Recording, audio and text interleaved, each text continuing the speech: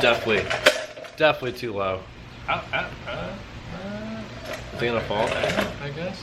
Welcome back, guys. You're watching Novice Garage. My name is Zach. My name is Jeff. Alright, so we just hit 60,000 subscribers. Thank you guys so much. That's a lot of subscribers. It really is. We've came a long way, and almost, what is it? It's been 3 years now. We started back in 2015. Anyways, to celebrate 60,000 subscribers, here's what we're gonna be doing.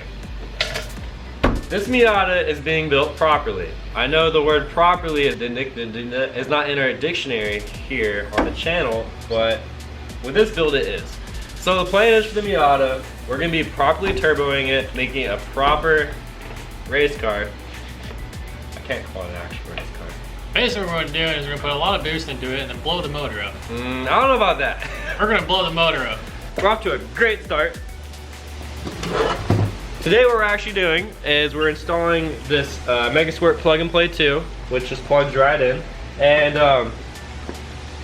as most of y'all OG viewers will remember, my first Miata, we tried to turbo it and I failed really bad. It still got turboed, but I went the DIY route and I just messed it up. That was crap.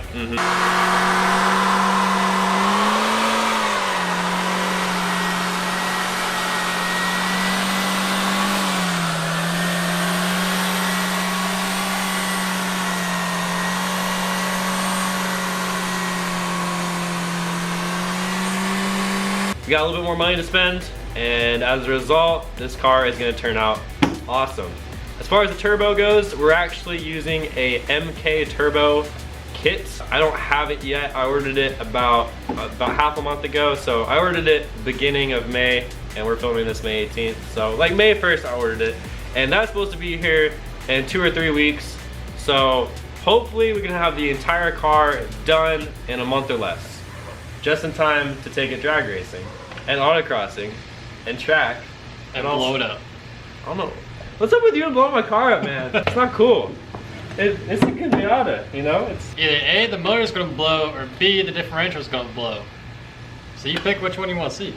So anyways, guys, on a serious note, this is a huge milestone for us, doing an actual good build. And I also want to say, yes, we know Miatas are so over on YouTube.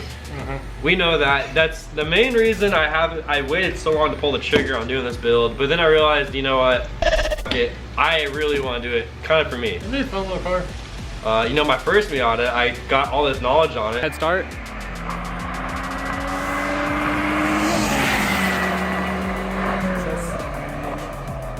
I figured, do it once, do it right. I keep on slapping the ass. Yeah. He touched the butt. Oh yeah, so the Miata hasn't really been in a video recently, so let's show y'all everything we've done to it, which isn't much, but. So for starters, we got a brand new to me hard top on it. It's in really good condition. Picked up for like 900 bucks.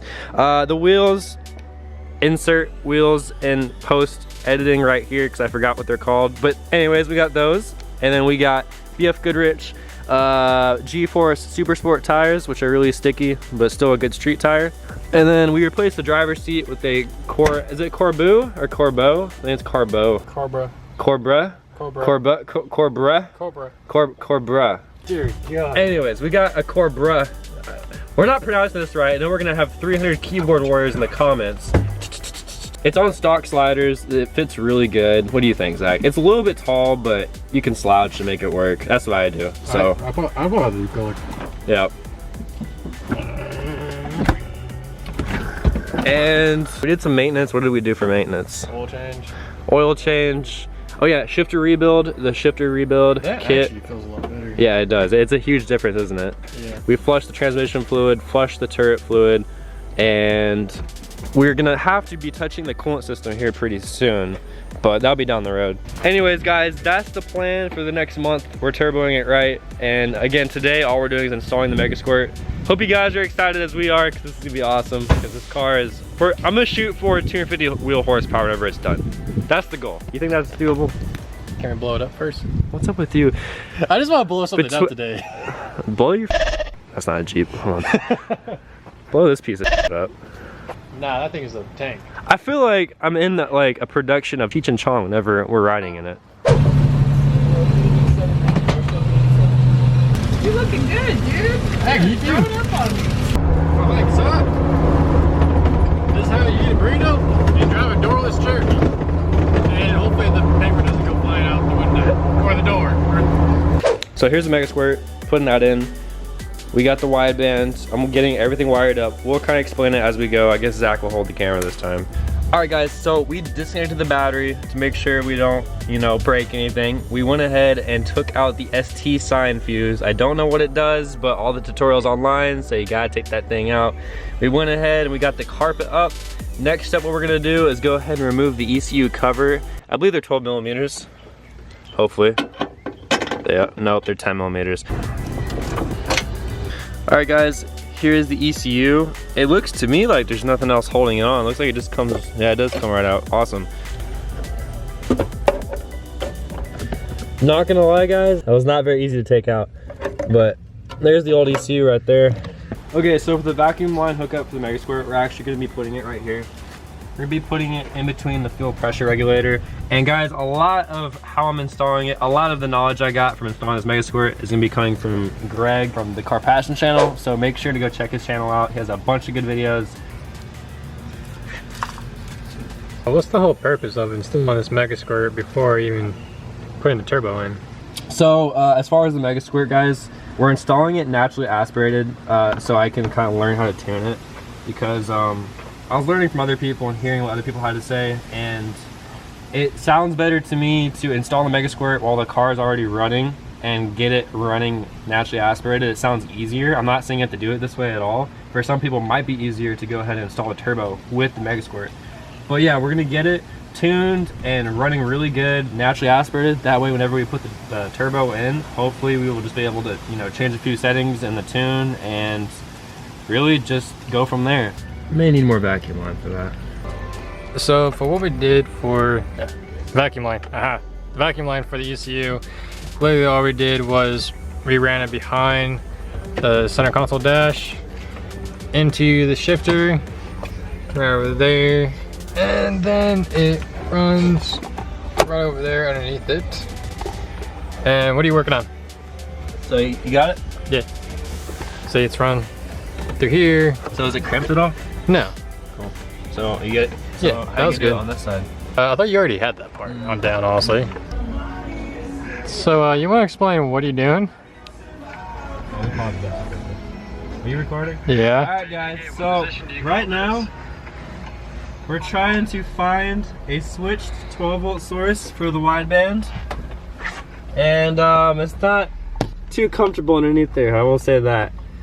So apparently one of these blue wires, according to Greg from the Car Passion channel, is 12 volts, but Your key's in the way. I don't know which one it is. So we figure we go for the cigarette lighter, which I think I found. And that's deep in the bowels of this very uncomfortable cockpit. Oh, this is terrible. Okay. Oh, it's terrible. Gymnastics. That's so bad. So now you got the mask on. I don't know why. I can't stop sneezing. I don't know if it's like because there's a lot of pollen or something, but it's bad. It's annoying. So now I got this mask on, and surprisingly, I'm not sneezing. Anyways. Alright guys, so right now what we're actually doing, we are soldering up the rest of the wideband. So we figured out we're just gonna hook it up to the cigarette lighter because that is a switch source. Again, mask is because allergies suck ass.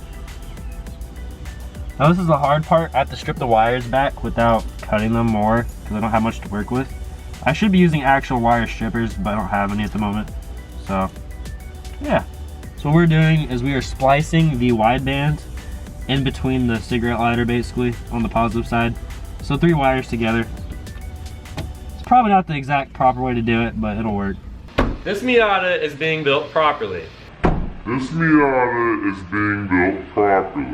The good thing is these wires are very small, they're very thin, so it doesn't take long to heat up at all. Oh shit. Alright guys, so this is the positive. That's hooked up to the cigarette lighter. We're gonna attempt to reconnect that in. I say attempt because it's gonna be a pain in the butt. This right here is the ground wire. Let me just move this out of the way. The black wire. We're gonna run this into the engine bay. and hook that up to the block. This little extension. And then I believe the white wire is gonna go to the O2 sensor, which we'll show here in a second. This right here is the O2 sensor for the Megasquirt. This connects into the stock harness where the stock O2 sensor went, and I basically just cut it off and put this extension on. And this extension is gonna run through the firewall into the white wire. So we should probably put this through the firewall first because it's a pretty big connector. So the last step, we probably should have done this earlier, but we're gonna go ahead and just stick the O2 sensor in there. So this is the AEM UEGO, I believe you pronounce it, right? I think that's right, UEGO. It says in the user manual that you don't need to open air calibrate this for whatever reason. It says you don't need to do that. That's the O2 sensor? Yeah. You think? Yeah. And then this is gonna run back inside the firewall and then just connects to the gauge, and yeah, that's it. So now we gotta feed it through the firewall. All right guys, so we got the cable coming from the wideband. That just plugs in like so, I think. We're not gonna start the car. We're not gonna start the car because the base map's not loaded onto the ECU. That'll be for tomorrow's video, but hopefully it turns on. There we go. Didn't have to calibrate or anything, so cool. That's cool. Yep. It's actually pretty nice. Alright guys, that's it for this video. This is the first Miata build video, and I keep on getting bit by fire ants. Next video we'll do initial startup with the Megasquirt. Obviously it's not turbo yet, it's still naturally aspirated, but like I said earlier, I figured it's easier to learn how to tune it naturally aspirated. So stay tuned, make sure you subscribe if you're new here. So we'll be doing a lot of videos on this. And like I said, I know this is so overdone on YouTube, I know it is, but we're gonna really enjoy and learn a lot from doing this one right. And hopefully I can carry on into other builds we do in the future. So that's all we got for today, guys. Peace out. We actually did this. We finished this right in time because it's getting really dark now. Yeah. So peace, guys. See y'all next time.